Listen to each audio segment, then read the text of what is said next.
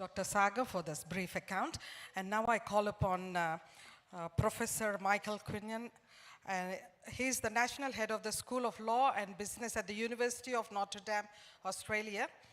He's a professor, had a distinguished career, more than 23 years at the commercial law firm. And he's the one who did some reviews of this, religious reviews in the Aboriginal as well as Christian community. So I just request Professor Michael to come and greet this congregation. Thank you very much. May our Lord Jesus Christ himself and God our Father, who has given us his love, and through his grace, such ceaseless encouragement and such sure hope, encourage and strengthen you in every good word and deed. It's really great to be with you this evening, and I'm very grateful to Charles and to Sagar, who you just heard from, for the invitation to come and speak with you tonight. I started my talk with some words of encouragement from St. Paul's second letter to the Thessalonians, chapter 2, verses 16 to 17. Because this evening, and we've heard lots of words of encouragement, I want to encourage each of you. As Christians, we're incredibly lucky to have the good news, and it is very good news. God has given us instructions on how to live a good life, and lived well, a Christian life is very good indeed, and it's very attractive to other people. This is how the church grew so quickly from a few people to many in the first few centuries of Christianity. Non-Christians watched the behaviour, the joy, the love of Christians, and they joined with them, wanting to emulate them. This evening, I don't want to bring the tone of the room down because there's been fantastic music, fantastic speeches, but I do want to talk to you about some of the challenges we face today as Christians in Australia. Sagar's talked about some of the challenges that face Christians in India and the rest of the world, but particularly for those visiting from abroad, I think it's useful for all of us to reflect upon the position in this country right now. Before we do that, let's start with some historical background. The Western legal tradition, the tradition around which Australia was founded, is saturated with the Judeo-Christian worldview. As Robert S. Paisley has noted, we can and we do find our Christian tradition embedded in the common law. The fundamental conceptions of equality before the law, of the accountability of the ruler to God and to law, of civil rights, of liberties, of the individual's responsibilities for his own acts, of mens rea, which is the requirement to prove intention if you want to find someone guilty of a crime, of the sanctity of promises. In fact, the whole structure and content of our constitutional, civil and criminal law are all received from the Judeo-Christian tradition, and they can only be understood by someone who has studied and mastered that tradition. But even when almost everyone in Australia professed to be a Christian at the founding of the colonies of this country, the law of this country and the law of no other Christian country simply replicated all of the scriptural requirements which we find in the Gospels. The law has never, for example, forced people, and nor could it, how could it, force people to be kind, to be gentle, to love one another, or to treat others as you would like them to treat you. And that's pretty interesting, really. As Alex Deegan observes, Christ's commandment to love your neighbour as yourself extends to showing mercy to people in peril which hasn't been caused by you, such as in the example given in the parable of the Good Samaritan, which we are called to imitate. But this isn't the case in the Western legal adaptation of the theological principle. So the law of love in the revelation of Christian theology was appropriated by Lord Atkin in Donoghue and Stevenson. And for those of you who know anything about the common law, that's the famous snail in the ginger beer case, which founded the law of negligence as the foundation for a duty of care in modern negligence. However, despite its promise, that is a mere trace, a distorted pagan version of the law of love in the gospel. Atkin's appropriation of the theological principle to love one's neighbour applied to the legal principle that one should not injure one's neighbour implies a much more restricted sense of conduct than Christ advocates for us to follow in the parable. The influence of Christianity in our law is not something that everyone is happy with in the contemporary Western world, and probably in the whole world. As Hempton has observed, we live in a world, indeed in a nation, and here he's speaking in the US, but the same is true of Australia, where religious ideas have been taken up by out-of-tune instruments, and many in the West, especially under the age of 30, now believe the melody of Christianity itself is detestable. The number of Australians who self-identify as Christians in the census has fallen very quickly and very sharply.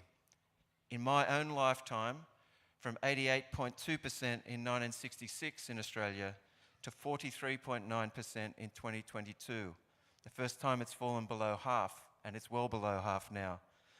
The number who self-identified in the category of having no religion in that same period has grown from being 0.8% of the population of Australia to 38.9% of the population of Australia. Whilst nearly 80% of Australians know at least two Christians, 8% of Australians do not know any Christians. Almost 18% of Australians know nothing about the church in Australia. And that's consistent with Hempton's observation of the growing religious illiteracy of the West, especially the well-documented case of the United States, which he says is itself a dangerous reality. And that issue, if anything, is much more acute in Australia than it is in the United States. As Professor Christian Brugger has observed, Australia is a more secularized country than the United States. Faith and religion, Christianity and its doctrines are further from the minds of the ordinary person in Australia. In the US, everyone is conscious of religion and religious questions. The same is probably true of India. Some are bitterly opposed to Christianity, others are devoted to it, and still others try to gently tiptoe around institutional religion to avoid being soiled by it. But there is no really religiously oblivious part of the United States, says Christian Brugger. Here in Australia, there is an astounding level of religious ignorance and oblivion. Religion is simply not in the daily categories of thinking of Australians. And Christianity, Catholicism in general, has a negative connotation on the streets here. The Christian tradition is not only poorly understood for a very sizable and growing proportion of the population of Australia. More than a quarter of Australians, 26%, have a negative view of Christianity, with 6% having strong reservations about it and 7% being passionately opposed to Christianity. Many Australians associate Christians with very negative stereotypes. Some non-Christian Australians consider Christians to be judgmental and greedy, that they have outdated beliefs and that they seek to impose their beliefs on others.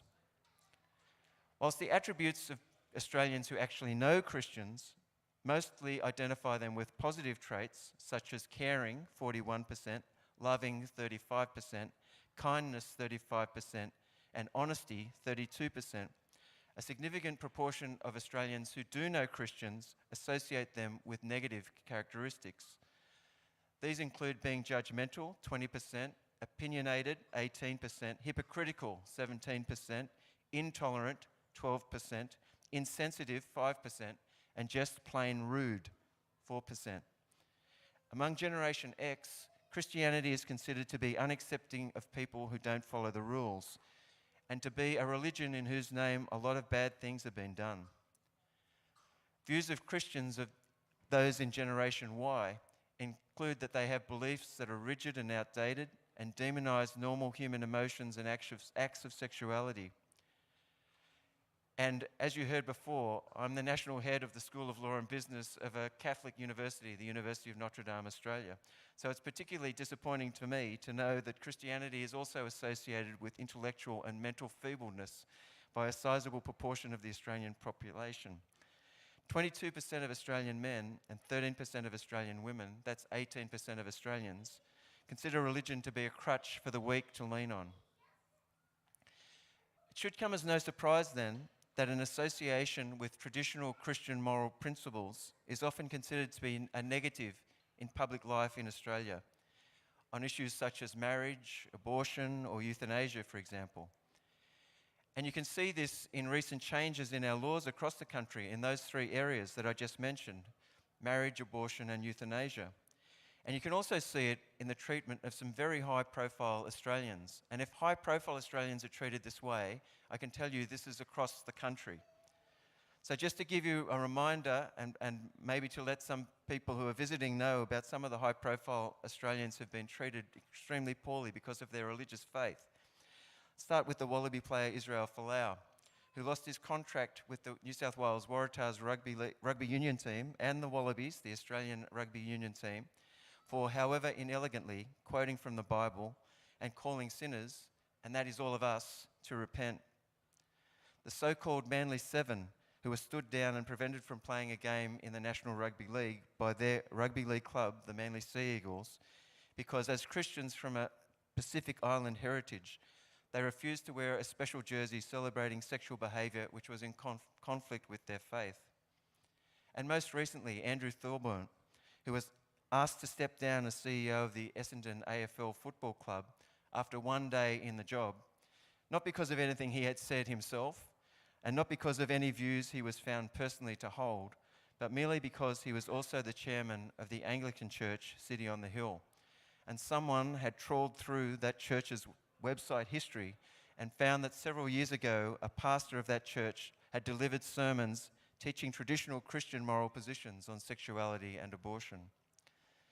The fact that such high-profile Australians could be treated this way because of their religious beliefs shows how quickly and how much has changed in Australia in attitudes towards Christians and Christianity in my lifetime.